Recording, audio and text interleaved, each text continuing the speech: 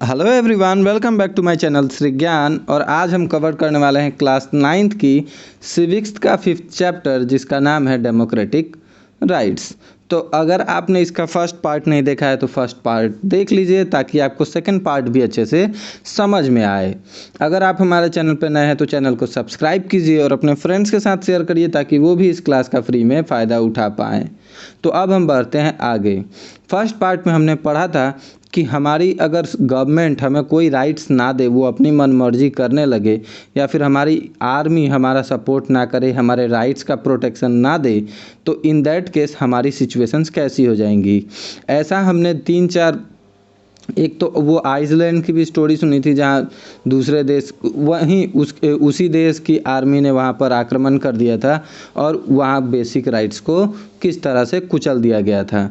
ठीक है, तो हमारा जीवन राइट्स के बिना कैसा होगा, ये हम ऑलरेडी 3-4 एग्जाम्पल्स के थ्रू पढ़ चुके हैं। हमने एमनेस्टी इंटरनेशनल के बारे में पढ़ा था, जो कि एक ह्यूमन राइट ऑर्गेनाइजेशन है जो मनुष्य के अधिकारों के लिए लड़ती है और अधिकारों की सुरक्षा के विषय में काम करती है। ठीक है, और इसी तरह से हमने 2-3 और स्टोरीज पढ़ी थी। तो आज हम पढ़ने वाले हैं rights in the Indian constitutions. तो आज हम ये पढ़ने वाले हैं कि हमारे संविधान में आखिर कितनी चीज़ें लिखी गई हैं और क्या क्या चीज़ें हमारे अधिकार हैं भारत में। ठीक है, तो देखो, हर देश की तरह भारत में भी लोगों को कुछ बेसिक राइट्स दिए गए हैं।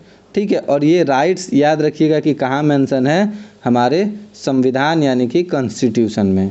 Okay, some rights which are fundamental to our life are given special status. कुछ मतलब राइट्स ऐसी हैं जो फंडामेंटल हैं, जो सबको मिलनी ही चाहिए, तो ये कुछ स्पेशल स्टेटस इनको प्राप्त है। They are called fundamental rights. इनको क्या कहा जाता है? मूल अधिकार या फिर फंडामेंटल राइट्स। मूल अधिकार या फिर आप मौलिक अधिकार भी कह सकते हैं। Okay, we have already read in chapter 2 the preamble of our constitution. हम प्रीएम्बल ऑलरेडी पढ़ चुके हैं। Talk about securing for all citizens equality, जो क्या कहता है, हर इंसान को बराबर का हक मिले, लिबर्टी और जस्टिस न्याय मिले, फंडामेंटल राइट्स मिले। ठीक है, तो अब देखो, you already know our constitution provide 6 fundamental rights. तो आज के बाद ये गलती नहीं होनी चाहिए कि हमारे कितने फंडामेंटल राइट्स हैं। ओके, अब कौन कौन से राइट्स हैं वो देख लो आप।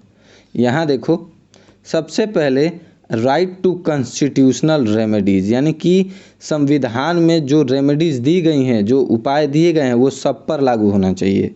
ठीक है, अगर कोई क्रिमिनल मान लो कोई गुनाह करता भी है, तो उसे आप सज़ा नहीं देंगे, उसे कौन सज़ा देगा? कोर्ट सज़ा देगा। तो आपको कोर्ट के पास लेकर जाना होगा, राइट। तो ये बात कि आपको कोर्ट में लेकर जाना होगा, और कौन लेकर जाएगा? पुलिस लेकर जाएगी।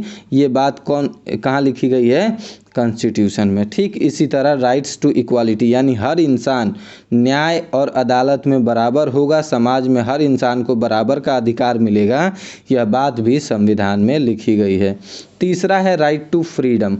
हर इंसान को आज़ादी है। आज़ादी किस किस चीज़ की? देखो, अपना धर्म अपनाने की। आप कोई भी धर्म अपनाओ, किसी भी धर्म का पालन करो, कोई दिक्कत नहीं है। कोई भी कार्य कर सकते हो। आप सोल्जर बनना चाहो सोल्जर बनो, कारपेंटर बनना चाहो कारपेंटर बनो, कॉमेडियन बनना चाहो तो कॉमेडियन, और सिंगर बनना चाहो तो सिंगर बन जाओ, डांसर बन जाओ, किसी से कोई दिक्कत नहीं है। तो freedom of rights to freedom में ये आज़ादी हमें मिलती है। हम पूरे देश में कहीं भी जाकर रह सकते हैं, बस सकते हैं, ये सारी आज़ादी है। Culture and educational rights. अभी तो एजुकेशन भी एक मौलिक अधिकार है, तो आपको याद रखना चाहिए। ठीक है, हम किसी भी कल्चर का पालन कर सकते हैं। आप कोई भी पूजा सेलिब्रेट कर सकते हो, कोई भी फेस्टिवल सेलिब्रेट कर सकते हो।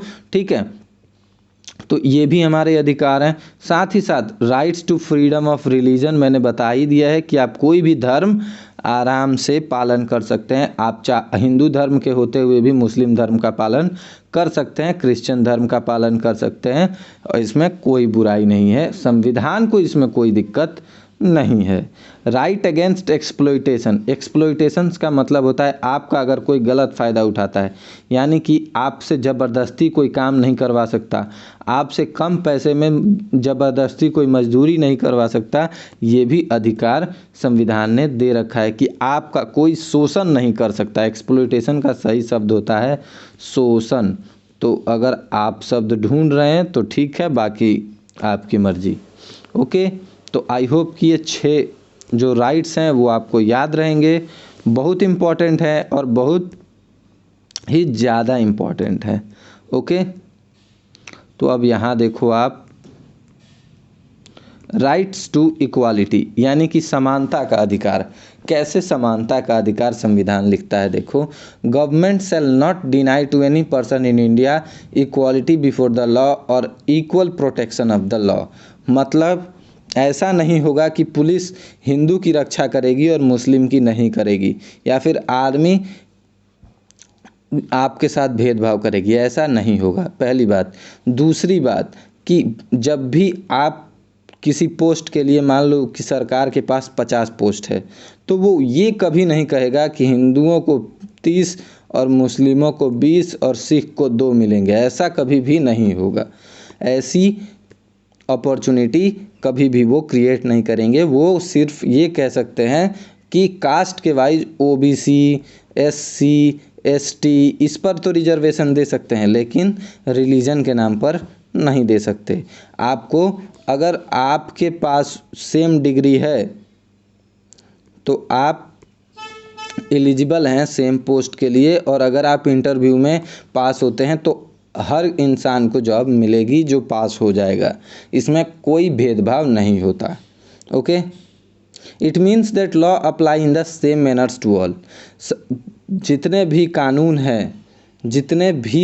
हैं वो सब पर समान लागू होंगे, ठीक है। It means that laws apply in the same manner to all, ठीक है। वो अमीर हो, गरीब हो, हिंदू हो, मुस्लिम हो, सिख हो, क्रिश्चियन हो, कोई मतलब नहीं है, ठीक है। और इसे रूल ऑफ लॉ कहा जाता है, ठीक है। और रूल ऑफ लॉ को फाउंडेशन ऑफ एनी डेमोक्रेसी भी कहा जाता है, ठीक है। किसी भी इंसान को कानून से ऊपर नहीं माना जाता, मतलब कानून तोड़ने पर बड़े से बड़े मंत्री को भी जेल जाना पड़ता है, ठीक है। देखो यहाँ लिखा है ना, distinction between a political leader, government official and an ordinary citizen. चाहे वो कोई भी हो, ठीक है, सबके लिए कानून समान है। Every citizen from the prime minister to a small farmer, चाहे वो एक छोटा किसान हो, चाहे खुद प्रधानमंत्री हो, is subjected the same law, सबके लिए कानून बराबर है। No person can legally claim any special treatment और प्रिविलेजेस जस्ट बिकॉज ही और she happens to be an important person. वो सिर्फ एक मतलब इम्पॉर्टेंट पर्सन है इसीलिए उसे स्पेशल ट्रीटमेंट दी जाए, ऐसा नहीं होता है। For example, a few years ago a former prime minister of the country faced a court case on charge of cheating. मतलब प्राइम मिनिस्टर को भी कोर्ट में केस के दौरान बुलाया गया था, जिस पर उन पर केस था कि उन्होंने चीटिंग की है। The court finally declare that he was not guilty, और कोर्ट ने ये कहा, न्यायालय ने ये कहा कि वो गुनाहगार नहीं है। But as long as the case continue he had to go to the court. मतलब जब तक केस चला तब तक उनको कोर्ट में आना पड़ा, सबूत देने पड़े, पेपर्स वगैरह सब सबमिट करना पड़ा, वो भी बिल्कुल आम इंसान की तरह। Okay, This basic position is further clarified in the Constitution by spelling out some implications of the right to equality. The government shall not discriminate against any citizen on grounds of any religion. मतलब धर्म के आधार पर आपसे सरकार भेदभाव नहीं कर सकती, सबको समान सैलरी, सबको समान पगार, ठीक है। और सबके लिए कानून भी समान होना चाहिए।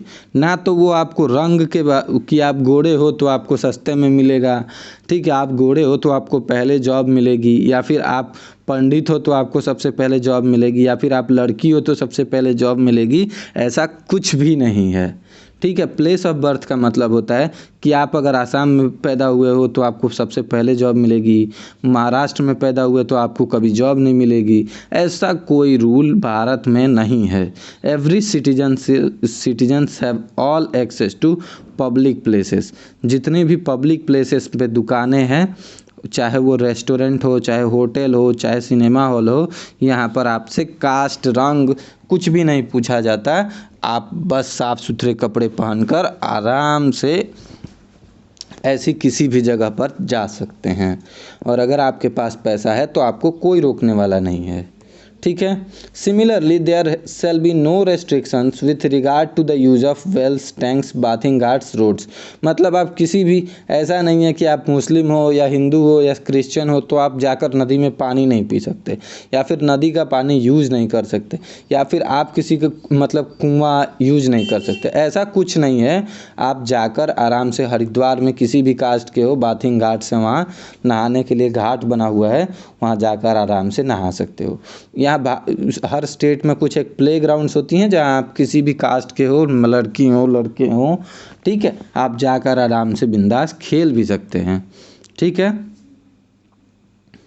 अब देखो, this might appear very obvious but it was necessary. अब देखिए कि अगर सरकार कहीं आपको नौकरी के लिए बुलाती है तो वो इस बात पर भेदभाव नहीं करेगी आप कि गोरे हो, कि राजा हो, कि रंग हो, ठीक है, कि आप लड़की हो कि लड़का हो, इस बात पे भेदभाव नहीं होगा। जब भी पब्लिक जॉब निकलेगी तो वो ये ज़रूर कहेंगे कि आपको 80% मार्क्स होना चाहिए। अगर आप SC से हो तो आपको 70%, आपको ST से हो तो आपको 65%, ठीक है, OBC से हो तो 75%, ये डिमांड कर सकती है। लेकिन ये नहीं कहेगी कि आप सिर्फ गोरे लोगों को जॉब मिलेगी, या फिर ये नहीं कहेंगे कि सिर्फ लड़कियों के लिए जॉब निकाला है। नहीं, no citizen shall be discriminated against और made ineligible for employment on the ground of above। You have read chapter 4। Chapter 4 में हमने पढ़ा था कि शेड्यूल कास्ट, शेड्यूल ट्राइब्स या फिर अदर बैकवर्ड क्लासेस के नाम पर आपसे रिजर्वेशन दिया जा सकता है। ठीक है। लेकिन हाँ, उसके साथ ही अगर कोई फिजिकली हैंडीकैप्ड है, यानी कि किसी का हाथ या पाँव किसी दुर्घटना की वजह से या फिर किसी शारीरिक कमी की वजह से उसका हाथ या पाँव सही से काम नहीं करता है, इन दैट केस उसे कुछ सुविधाएं मिल सकती हैं, कुछ अतिरिक्त सुविधाएं, एडिशनल सर्विसेज मिल सकती हैं। मान लो आपको जॉब मिल रही है 80% पे, तो उनको 45% पे भी जॉब मिल सकती है। ठीक है, अगर वो हैंडीकैप्ड हैं तो। ठीक है। महिलाओं को काफ़ी समय तक पीछे रखा गया। महिलाओं की आज भी लिटरेसी रेट कम है, इसीलिए महिलाओं को भी थोड़ा सा मौका ज़्यादा दिया जाना चाहिए, और कहीं कहीं दिया जाता भी है। ठीक है, बट हर जगह ऐसा नहीं होता है। अगर आप कैपेबल हो तो आपको बराबर का अपॉर्चुनिटी मिलेगा, इस बात की हमारे संविधान ने बता दी है। ठीक है। The principle of non discrimination extend. Discrimination का मतलब होता है भेदभाव। क्या होता है? भेदभाव। तो भेदभाव नहीं किया जाता है सरकार के द्वारा। संविधान में ये बात लिखी गई है कि समाज में कहीं भी भेदभाव नहीं होना चाहिए। ठीक है। अनटचेबिलिटी के बारे में देखिए। अनटचेबिलिटी का मतलब क्या होता है? छुआछूत। देश की आज़ादी से पहले देश में बहुत ज़्यादा छुआछूत के मामले देखे जाते थे, और छुआछूत के मामलों में ये सबसे ज़्यादा फेमस था। आपको याद है या नहीं मुझे नहीं पता। अगर आपने ठाकुर का कुआं पढ़ा है, मुंशी प्रेमचंद्र की लिखी एक बहुत ही बढ़िया कहानी है, जिसमें एक लड़की होती है जो मतलब रात को चोरी छुप कर जाती है ठाकुर के कुएं पर पानी भरने, और उसके दिल में जो डर रहता है, और वो जिस डर के साथ मतलब ठाकुर का जब दरवाज़ा खुलता है तो वो कहती है कि शेर के मुंह खुलने के समान था, इतना भयावह स्थिति। तो वो अनटचेबिलिटी की सिचुएशंस बहुत बुरी थी। तो इसीलिए जब देश आज़ाद हुआ तो अनटचेबिलिटी को संविधान ने कहा कि किसी भी फॉर्म में अनटचेबिलिटी अब नहीं होनी चाहिए देश में। ठीक है। अब यहाँ देखिए,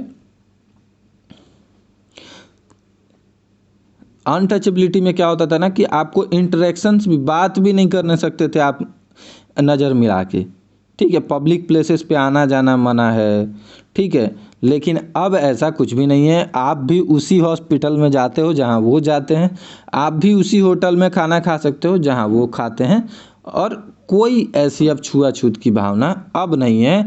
और अगर ऐसा कोई करता है, मान लो कि किसी होटल में ये लिखा जाए कि गोरे रंग वालों को ही अलाउड है, तो उसे जेल जाना पड़ सकता है, याद रखिएगा। या फिर वो ये कहें कि सिर्फ लड़कियों के लिए होटल है, तो वो कब पॉसिबल हो सकता है? अगर वो गर्ल्स हॉस्टल है तब।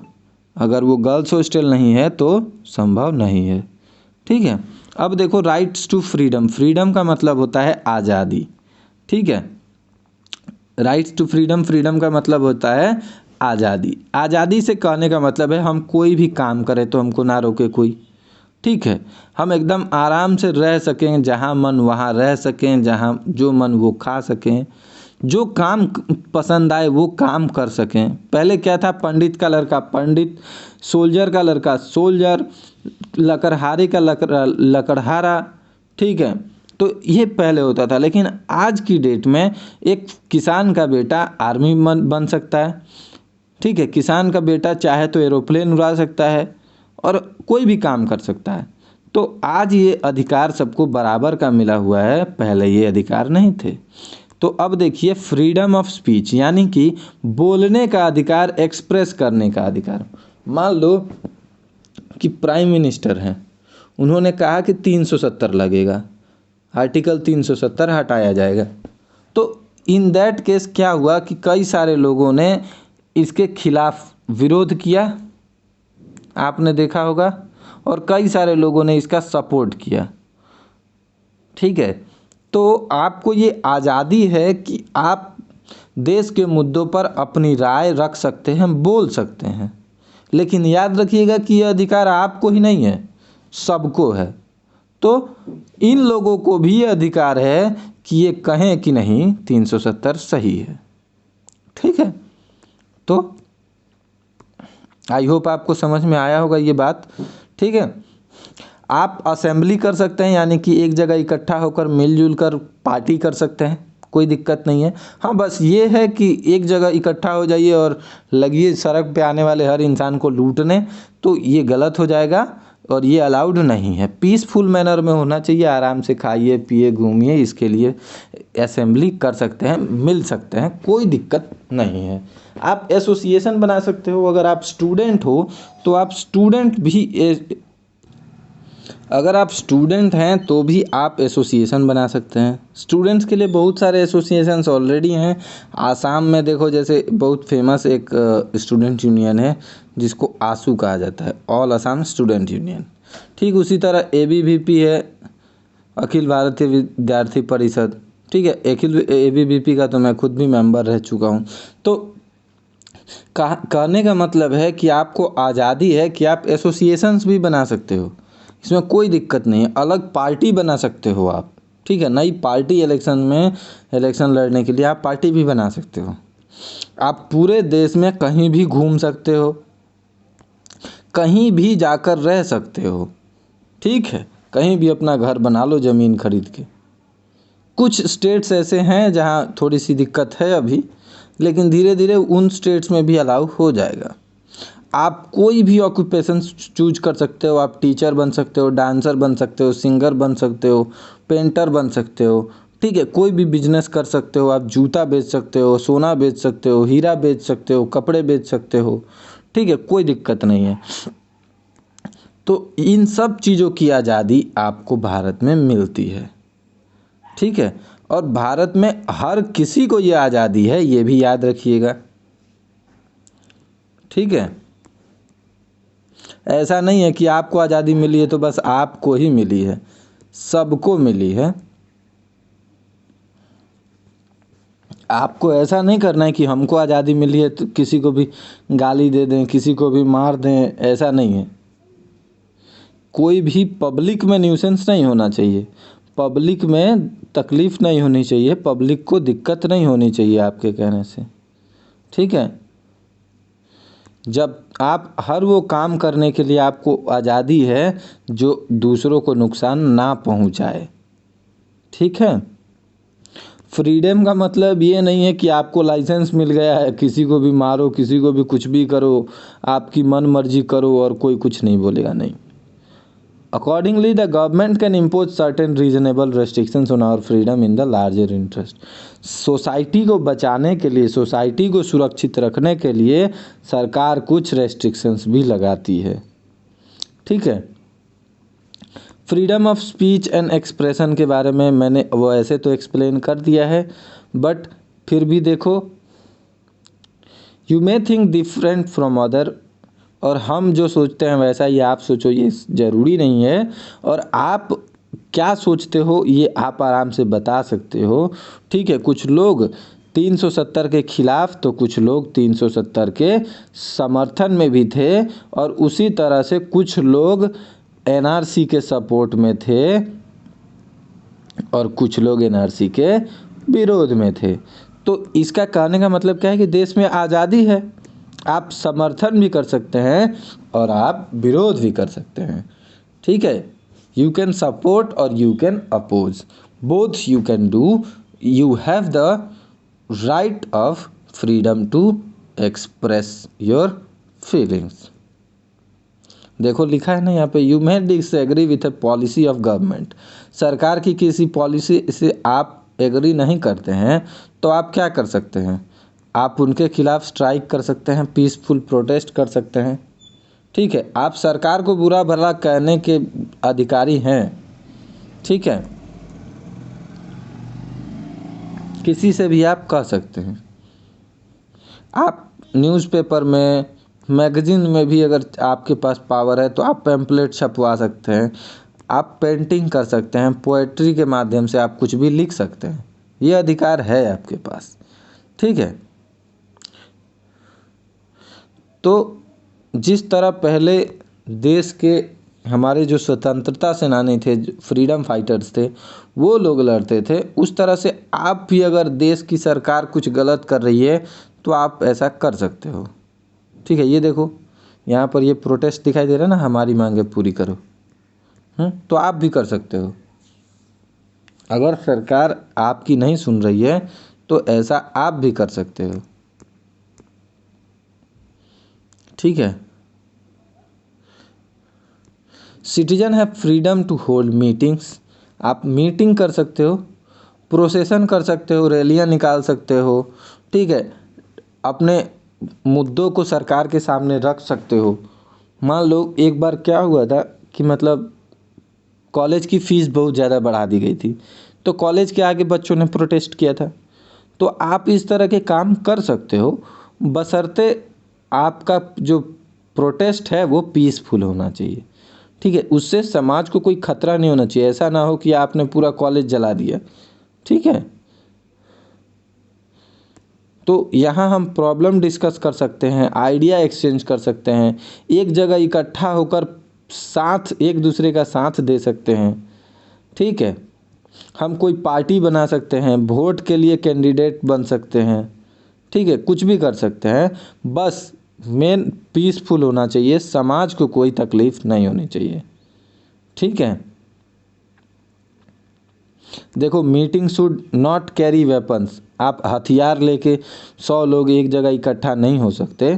ठीक है, citizen also can form associations. For example बहुत सारे वर्कर्स जो होते हैं फैक्ट्री के, वो वर्कर्स यूनियन बनाते हैं।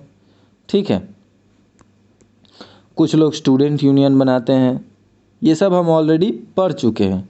As a citizen we have freedom to travel any part of the country. ये भी हम अच्छे से डिस्कस कर चुके हैं। आप देश के किसी भी कोने में घूम सकते हो। ठीक है, देखो यहाँ लिखा है कि Assam wants to start a business. वो एक इंसान है जो हैदराबाद से है, वो आसाम में बिजनेस कर सकता है। ठीक है, this right allows lakh of people to migrate from villages to towns. बहुत सारे लोग विलेज से गाँव शहरों में जाते हैं, गांव से, और वहाँ वो काम करके कमाते हैं, खाते हैं। ठीक है, no one can force you to do और not to do a certain job. कोई आपको ज़बरदस्ती कोई काम नहीं करवा सकता।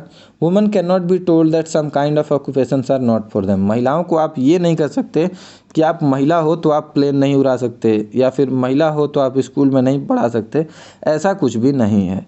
ठीक है, the constitution says that no person can be deprived of his life और personal liberty except according to procedure established by law. सिर्फ कानून के आधार पर आप कुछ कह सकते हो, अपनी मर्जी से नहीं। ठीक है, देखो लिखा है no person can be killed unless the court has ordered a death sentence. जब तक न्यायालय आपको मृत्यु की सज़ा नहीं दे देता तब तक आपको मारने का अधिकार किसी को नहीं है। आपने चाहे कितना बुरा काम किया हो, आपको मारने का अधिकार किसके पास है? कोर्ट के पास है। It also means that a government और पुलिस ऑफिसर कैनॉट अरेस्ट और detain any citizen unless has a proper legal justification.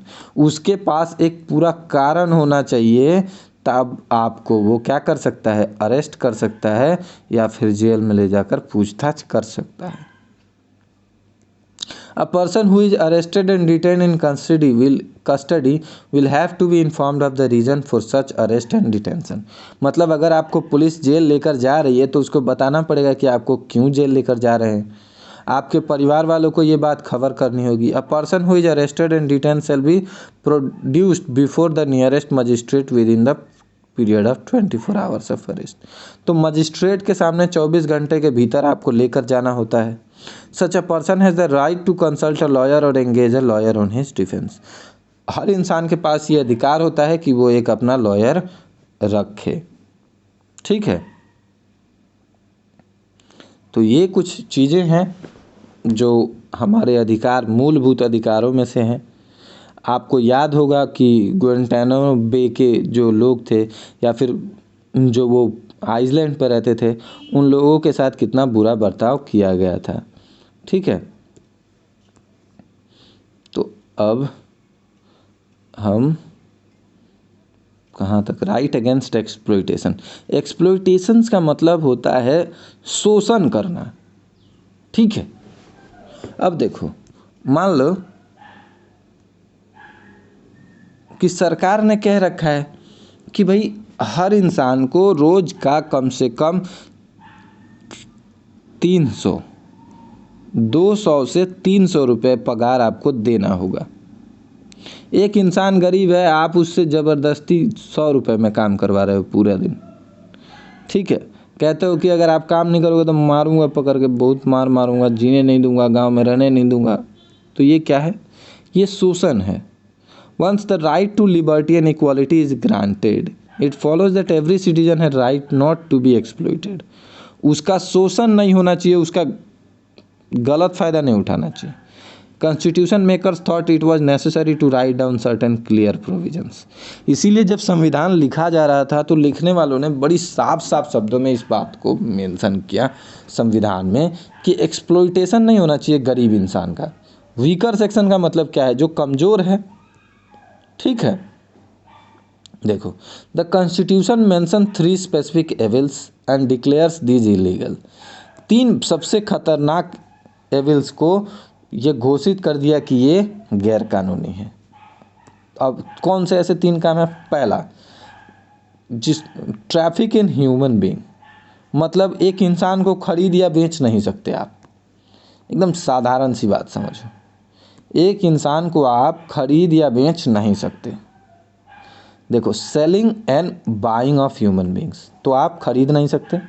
Usually woman for immoral purpose. Second, और महिलाओं को बहुत ज़्यादा बेचा जाता था, शायद आज भी कई देशों में खरीदा या बेचा जाता है, बट इंडिया या जिन देशों में डेमोक्रेसी है वहाँ ये नहीं है। ठीक है, second, our constitution also prohibits forced labour और बेगर। मतलब ज़बरदस्ती आपसे ना तो कोई भीख मंगवा सकता है कि आपको भीख मांगना ही पड़ेगा, और ना ही ये कह सकता है कि आपको मेरे यहाँ ही काम करना होगा, किसी और के पास काम करने जाओगे तो जान से मार देंगे। ऐसा नहीं कर सकते आप, या फिर आपको घर से उठवा लेंगे, पीटेंगे, ऐसा नहीं। ठीक है, बिना पैसे के आप किसी से काम नहीं करवा सकते कि काम कर। When this practice takes place on a lifelong basis, it is called the practice of bonded labor। क्या तो होता था, पहले बंधुआ मजदूर होते थे, जिनको खरीद कर लेकर आया जाता था। उनके माता पिता को या फिर उनके जो पेरेंट्स होते थे उनको कहा जाता था कि हम आपको 1000 मुद्राएं आज दे देते हैं और अब जीवन भर ये हमारी गुलामी करेगा। तो आज ये सिस्टम नहीं है और अगर आज कोई ऐसा करता है तो उसे जेल जाना पड़ेगा।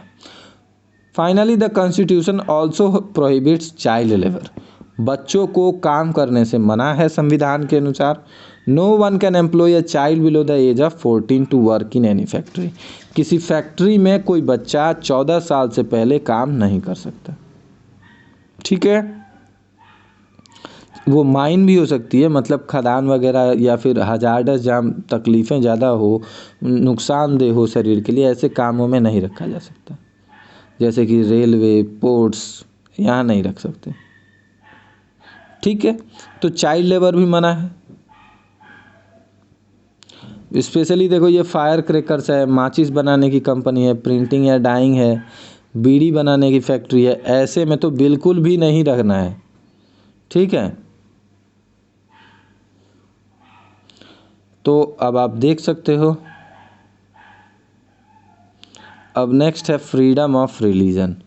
धर्म के बारे में हमें क्या क्या आज़ादी है ये भी देख लेते हैं। ठीक है, आप कोई भी in this case the constitution makers were particularly to. अब देखो इंडिया एक सेक्युलर स्टेट है। सेक्युलर स्टेट का मतलब क्या है?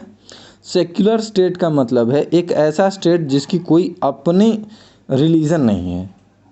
ठीक है, कुछ होता है ना, देखो जैसे आपने देखा होगा अरब जो है वो एक इस्लामिक कंट्री है। कैसी कंट्री है? इस्लामिक कंट्री है। वहाँ तो वो बताता है कि भाई हमारा रिलीजन मुसलमान लोगों का है। ठीक है, लेकिन इंडिया में ऐसा कोई धर्म नहीं है। इंडिया में ऐसा कोई धर्म नहीं है। इंडिया कहता है कि भैया हमारे यहाँ हर जाति के लोग रह सकते हैं। ठीक है, कुछ लोग जो धर्म में विश्वास ही नहीं रखते वो लोग भी रह सकते हैं। ओके, देखो a secular state is one that does not establish any one religion as official religion. हमारा स्टेट जो है, हमारा जो देश है, वो ये नहीं कहता है कि हिंदू हमारा मतलब ऑफिशियल रिलीजन है, मुस्लिम हमारा ऑफिशियल रिलीजन है, इस्लाम हमारा ऑफिशियल रिलीजन है, या फिर सिख या गोरखा, कुछ भी मतलब नहीं कहता है। Indian secularism practice an attitude of a principle and equal distance from all religions.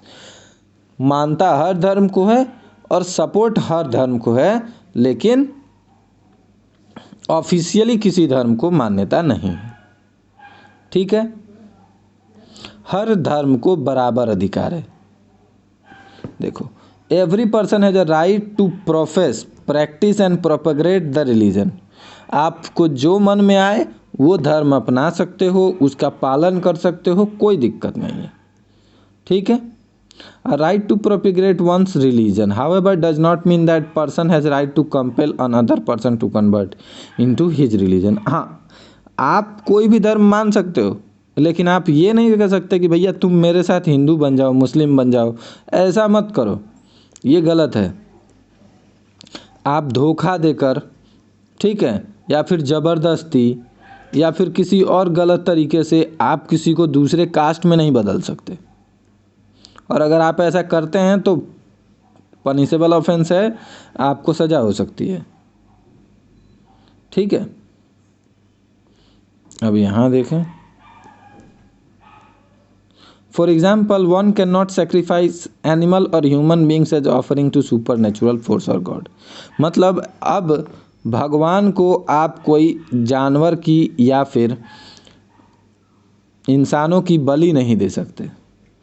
पहले इंसानों की भी बलि दी जाती थी, ठीक है, भगवान को या फिर मतलब किसी और सुपर नेचुरल पावर को, हवा को, पानी को, ऐसे नहीं दी जा सकती।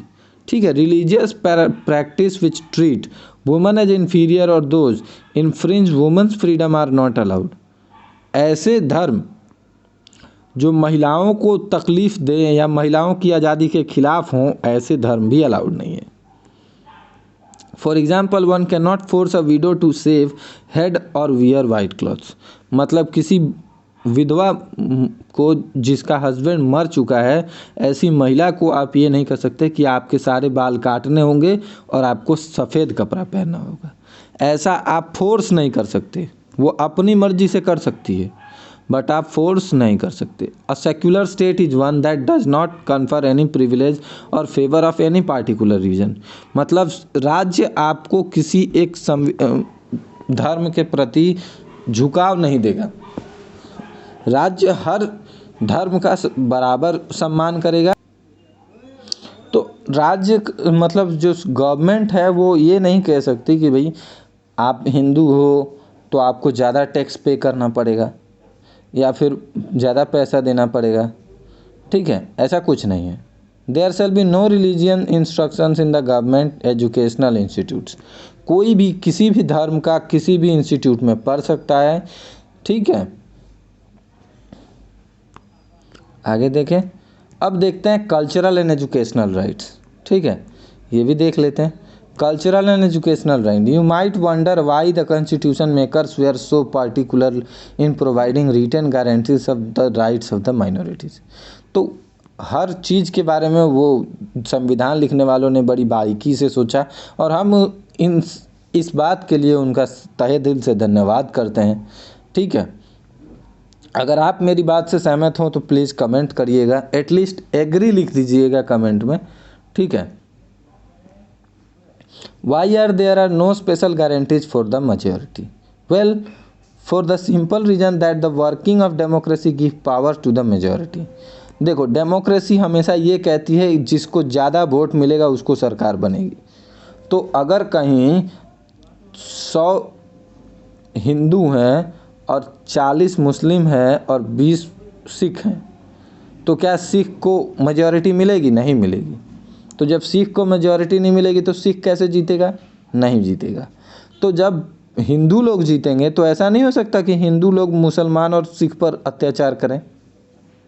तो इसीलिए संविधान ने कहा कि भैया आप सरकार तो बना सकते हो लेकिन इन दोनों पे अत्याचार नहीं कर सकते। इन दोनों के पास बेसिक फंडामेंटल राइट्स हैं जिसका आपको ध्यान रखना होगा, ठीक है। अब देखो, language, culture and religion of minority that needs a special protection, ठीक है। Otherwise they may get neglected और undermine under the impact of language. तो आपका भाषा कोई भी हो, आपका रिलीजन कोई भी हो, आपको बराबर का अधिकार होगा। Any section of citizens with a distinct language और culture have the right to conserve it. मतलब अगर आपकी भाषा, आपकी कल्चर को आप बचाना चाहो तो आप बचाओ, आप दूसरों की कल्चर अपनाना चाहो तो अपनाओ, आप अपनी कल्चर को बचाना चाहो तो भी बचाओ, कोई दिक्कत, कोई रेस्ट्रिक्शंस नहीं है, ओके।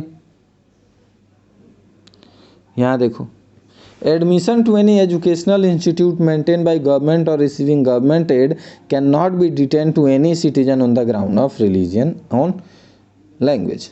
मतलब भाषा के अधिकार आधार पर कि आप मराठी बोलते हो तो आपको एडमिशन नहीं मिलेगा, ऐसा नहीं होता है। ऐसे कोई भी एजुकेशनल इंस्टीट्यूट जिसको सरकार की तरफ से सैलरी दी जाती हो या फिर सरकार की तरफ से मदद की जाती हो, वो किसी भी नागरिक को नहीं रोक सकता रिलीजन और लैंग्वेज के आधार पर। वो ये नहीं कह सकता कि आप हिंदू हो, मुस्लिम हो, नहीं। वो ये नहीं कह सकता कि आप मराठी बोलते हो, आप असामीज बोलते हो, बंगाली बोलते हो, नहीं। वो इस मामले में नहीं रोक सकता। All minorities have the right to establish and administer educational institutes of their choice. तो जो भी माइनॉरिटी है उनके पास भी अधिकार है कि वो किसी भी एजुकेशनल इंस्टीट्यूट में अपना एडमिशन करा सकते हैं, पढ़ सकते हैं, ठीक है। हाउ कैन यू सिक्योर, अब इन राइट्स को बचाया कैसे जाए? If rights are like the guarantee, right जो है ये गारंटी की तरह है। If they are of no use, if there is no one to honour them, अगर इसका कोई वैल्यू ही नहीं होगा, कोई मानेगा ही नहीं, तब कैसे होगा? The fundamental right in the constitution are important because they are enforceable. ये लागू होते हैं इसीलिए इम्पॉर्टेंट है, अगर लागू नहीं होते तो इम्पॉर्टेंट नहीं होते। We have a right to seek the enforcement of the above. देखो, राइट टू कॉन्स्टिट्यूशनल रेमेडीज़, मतलब राइट टू कॉन्स्टिट्यूशनल रेमेडीज़ का मतलब है कि संविधान में जो सुविधाएं दी गई हैं वो हमें मिलने चाहिए, ये भी हमारा अधिकार है। ठीक है, it is it's self a fundamental right. This right make other rights effective, और यही अधिकार है जो बाकी के अधिकारों को इफेक्टिव बनाता है। It is possible that some time our rights में वायोलेटेड बाय फेलो सिटीजन्स, कुछ लोगों द्वारा हमारे अधिकार वायलेट्स किए जा सकते हैं। प्राइवेट बॉडीज़ भी हो सकते हैं, गवर्नमेंट भी हो सकता है। कभी कभी होता है ना, देखा होगा आपने, पुलिस आपसे ज़बरदस्ती पैसा लेती है, या फिर पुलिस वाले आपको मतलब मान लो कि ज़बरदस्ती किसी केस में फंसा कर अंदर डाल देते हैं, धमकी देते हैं ऐसी। ठीक है, तो ये गलत है। या फिर कोई इंसान है जो आपको ज़बरदस्ती कहता है कि नहीं आपको काम करना ही पड़ेगा, आप काम नहीं करोगे तो हम आपको मारेंगे पीटेंगे, ऐसा कहीं कहीं होता है।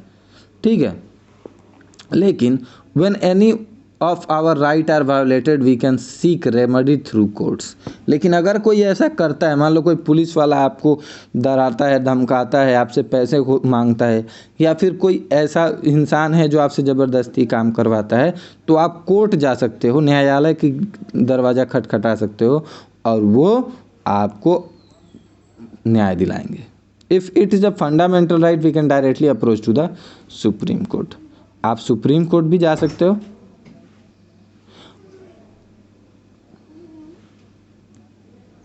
अगर हमारे अधिकारों का खंडन होता है, कोई गलत फ़ायदा उठाता है, तो आप सीधे कोर्ट जा सकते हो। और इसीलिए भीमराव अंबेडकर ने इसे कॉन्स्टिट्यूशनल रेमेडीज़ कहा, राइट टू कॉन्स्टिट्यूशनल रेमेडीज़, और इसे संविधान का हृदय कहा गया। संविधान का दिल, संविधान की आत्मा किसे कहा गया? राइट टू कॉन्स्टिट्यूशनल रेमेडीज़ को। राइट टू कॉन्स्टिट्यूशनल रेमेडीज़ का मतलब अच्छे से समझिए कि संविधान में जो कुछ भी लिखा गया है उसका हर इंसान को अधिकार होना चाहिए।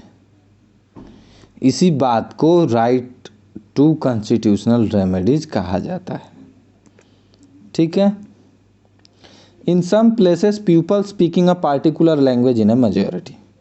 हाँ, पंजाब में पंजाबी बोली जाती है, असम में असामीज़ बोली जाती है, बंगाल में बंगाली बोली जाती है। ठीक है, तो हर जगह पर पार्टिकुलर लैंग्वेज बोली जाती है, लेकिन वहीं पर आसामीज़ बोलने वालों के साथ साथ हिंदी, भोजपुरी, बंगाली बोलने वाले लोग भी होते हैं।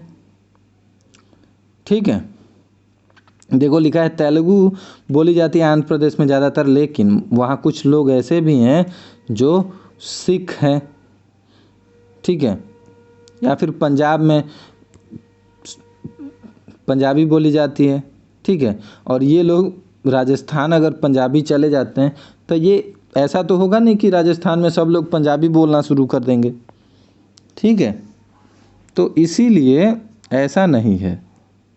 Fundamental rights are guarantee against the action of the legislation, the executives and any other authorities instituted by the government. There can be no law or action that violates the fundamental rights. If any act of legislation or executive takes away or limit any of the fundamental right, it will be invalid. मतलब आपसे आपका कोई भी अधिकार कोई नहीं छीन सकता। We can challenge such laws or of the central and state governments, the policies and actions of the government or the governmental organizations like nationalized bank or electricity boards. Court also enforce the fundamental rights against private individuals and bodies. मतलब हर किसी पे enforce होता है। ठीक है, तो अब देखते हैं, आगे चलते हैं। यहाँ देखो आप, Chithi Singhpora militant killed NHRC want answer from Jammu Kashmir. मैला उठाने की प्रथा रोकने में ढिलाई से आयोग नाराज। तो ये कुछ ऐसी चीज़ें हैं जो ये बताती हैं कि हर चीज़ पर सरकार, इंसानों के पास अधिकार है कि वो सरकारों से सवाल पूछ सकती है। देखो, बाल मजदूर मामले में कर्नाटक सरकार ने रिपोर्ट मांगी। ठीक है,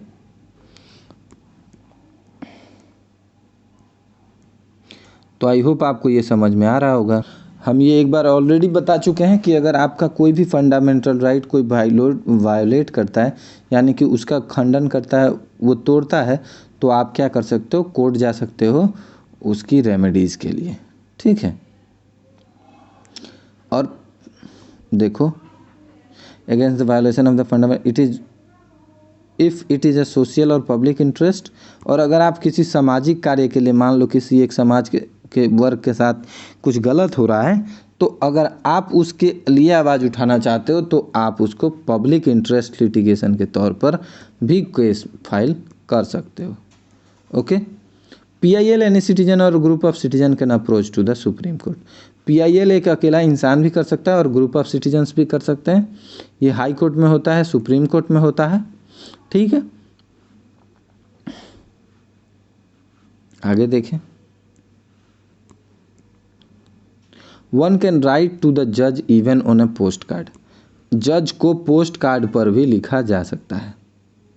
the court will take up the matter if the जज find it in public interest.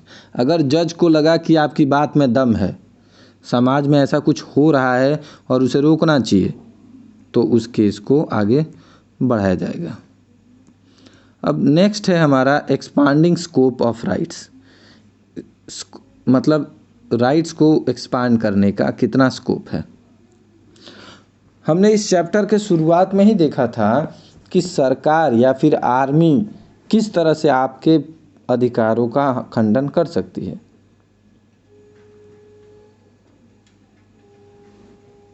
ठीक है, while fundamental rights are source of all rights. Fundamental rights क्या हैं? सारे अधिकारों का सोर्स हैं। ठीक है, our constitution and law offer a wider range of rights. हमारे संविधान और हमारे कानून एक बहुत बड़ी बृहद रेंज प्रोवाइड करती है अधिकारों की। ठीक है, sometime it leads to expansion in the legal rights that the citizen can enjoy. From time to time the court gave judgement to expand the scope of right. हमेशा कोर्ट बीच बीच में ये डिफाइन करती रहती है कि नहीं, इस बात का भी आपको आदेश है। Certain rights like right to freedom of press. आप याद रखिएगा कि जो खबरें छपती हैं न्यूज़पेपर में, उन्हें पूरी आज़ादी होती है कुछ भी छापने की। ठीक है, और अगर वो कुछ गलत छाप देते हैं, मान लो हमारे खिलाफ कुछ गलत छप जाए, तो ऐसे में हम उनके खिलाफ केस कर सकते हैं कि आपने हमारी प्रतिष्ठा को खराब की है और आपको इसका मुआवजा देना पड़ेगा। तो ये भी कर सकते हैं आप। देखो, राइट टू इन्फॉर्मेशन भी एक अधिकार है। आप सरकारों से उनके व्यय के बारे में, उनके खर्च के बारे में पूछ सकते हो। उन्होंने किस चीज़ को कैसे किया, कितना खर्च लेकर किया, सब कुछ आप पूछ सकते हो राइट टू इन्फॉर्मेशन के तहत। ठीक है, स्कूल की शिक्षा जो है, बेसिक एजुकेशन जो है, प्राइमरी एजुकेशन भी अब राइट हो गई है बच्चों के लिए। ठीक है, मौलिक अधिकार हो गया है। The government are responsible for providing free and compulsory, और सरकारें जिम्मेदार हैं हर बच्चे को, 14 साल से छोटे बच्चे को एजुकेशन प्रोवाइड कराने के लिए। ठीक है, अब देखो आप, information to the citizen. This act was made under the fundamental rights to freedom of thought and expression. We have a right to seek information. हमें ये अधिकार है कि हम जानकारी प्राप्त कर सकते हैं। ठीक है, RTI कर सकते हैं राइट टू इन्फॉर्मेशन के थ्रू। From government officers recently the supreme court has expanded the meaning of right to life to include the right to food. Also rights are not limited only to fundamental rights as enumerated in the constitution. Constitution provides many more rights. संविधान हमें बहुत सारे rights provide करता है which may not be fundamental right. For example, the right of property is not a fundamental right. हमारे पास संपत्ति का भी अधिकार होता है, लेकिन ये फंडामेंटल अधिकार नहीं है। ठीक है, लेकिन ये एक संवैधानिक अधिकार है। Right to vote in election is an important constitutional right. तो वोट करने का अधिकार भी हमारा एक कॉन्स्टिट्यूशनल राइट है। ठीक है, what is called the human rights, universal moral कुछ ऐसे राइट्स होने चाहिए जो मतलब हर देश में हर जगह होना चाहिए, उसे कहते हैं यूनिवर्सल मोरल क्लेम। ठीक है, in that sense the claim are not right going by definition that we are presented earlier. With the expansion of democracy all over the world, there is greater pressure on government to accept these claims. जब देश दुनिया में हर जगह democracy फैलती है तो उनकी demand एक जैसी होती है, और ऐसे में क्या करना पड़ता है कि हमें ह्यूमन राइट्स की बातें माननी पड़ती हैं। इसके लिए ढेर सारे कन्वेंशंस होते हैं। ठीक है, अब यहाँ देखो आप, Thus the scope of right have been expanding and new rights are evolving. समय समय पर नए नए अधिकार निकलते रहते हैं। They are result on struggle of the people. जब ढेर सारे लोग इसके खिलाफ संघर्ष करते हैं तब क्या होता है कि ऐसे नए अधिकार कोर्ट द्वारा दिए जाते हैं। New rights emerge as society develop और न्यू कॉन्स्टिट्यूशंस आर मेड। जब कभी नया संविधान बने या फिर नई सोसाइटी डेवलप हो तब संविधान को ये अधिकार दिया जाता है। The constitution of south Africa guarantee it's citizen several kinds of new rights. South Africa में नया संविधान बना और उन्होंने नए अधिकार दिए। देखो कैसे, राइट्स टू प्राइवेसी, प्राइवेसी का अधिकार, यानी कि आपका मोबाइल आपके अधिकार के परमिशन के बिना कोई नहीं खोल सकता, आपके घर में फट से कोई नहीं घुस सकता। देखो, दैट सिटीजन्स देयर और their home can not B search, their phones can not B tapped. मतलब आपका फ़ोन कोई टैप नहीं कर सकता, आपकी बातें नहीं सुन सकता कोई, जब तक आपसे परमिशन ना ले ली जाए। ठीक है, और अगर आपकी बातें टैप हो भी गई तो सरकार उसे ओपन नहीं कर सकता, सबके लिए अवेलेबल नहीं कर सकता। Right to an environment that is not harmful to their health और वेल्थ। हर इंसान को एक ऐसे वातावरण का, पर्यावरण का अधिकार है जो नुकसानदेह ना हो, शरीर के लिए भी और स्वास्थ्य के लिए भी। Right to have access to adequate housing, adequate housing का भी अधिकार। Right to have access to health care, health care का एक्सेस भी अधिकार दिया गया है। देखो, सफिशिएंट फूड मिलना चाहिए, पानी मिलना चाहिए, और इमरजेंसी मेडिकल ट्रीटमेंट के लिए कोई मना नहीं करेगा, ये सब वहाँ के अधिकार हैं। Many people think that the right to work, right to health, देखो, right to work, right to health, right to minimum livelihood and right to privacy should be made fundamental rights. तो कुछ लोगों को लगता है कि राइट टू वर्क, काम करने का अधिकार होना चाहिए, है, ठीक है। राइट टू हेल्थ और राइट टू मिनिमम लिवलीहुड, खाना और रहना, ये सारी चीज़ें अधिकार होनी चाहिए। तो ठीक है, आप क्या सोचते हो इस बारे में कमेंट करके बताना। ठीक है, एमनेस्टी इंटरनेशनल के बारे में हमने बता दिया था कि एक ह्यूमन राइट्स को बचाता है। क्लेम करने का मतलब है कि आप डिमांड करते हो सरकार से या फिर कोर्ट से। कन्वेनेंट का मतलब होता है, देखो, प्रॉमिस मेड बाय इंडिविजुअल्स। तो आगे देख सकते हो, दलित एक पिछड़ा जाति है, इसमें कुछ खास बताने वाली बात नहीं है। एथनिक भी एक अलग ग्रुप है, ठीक है, और कुछ नहीं। ट्रैफिक का मैंने बता दिया था। समन का मतलब है an order issued by court asking a person to appear before it. मतलब समन का मतलब है कोर्ट आपसे कहता है कि भैया इस समय पर आपको हाजिर होना है। और रीट का मतलब है a formal document containing an order of the court to government issued only by high court और द सुप्रीम कोर्ट। जब सुप्रीम कोर्ट या हाई कोर्ट सरकार को कोई ऑर्डर करती है तो वो रीट कहलाती है। बस, तो आई होप आपको ये पूरा चैप्टर समझ में आया होगा। इसी के साथ पूरी क्लास 9th की हर सोशल स्टडीज़ के सारे सेक्शंस कंप्लीट हो गए हैं। आशा करता हूँ कि आप जल्दी से जल्दी क्वेश्चन आंसर्स करेंगे और उसके कमेंट्स करेंगे। मिलते हैं आपसे अगले वीडियो में, तब जब रिवीजन कैप्सूल्स चालू होंगी। बहुत ही जल्द हम रिवीजन कैप्सूल्स लेकर आने वाले हैं, और रिवीजन कैप्सूल्स में हम इस पूरे चैप्टर को सिर्फ 15 मिनट में अच्छी तरह कवर करने की कोशिश करेंगे। तो हैव अ ग्रेट डे, पढ़ते रहिए, बढ़ते रहिए। मिलते हैं आपसे अगले वीडियो में।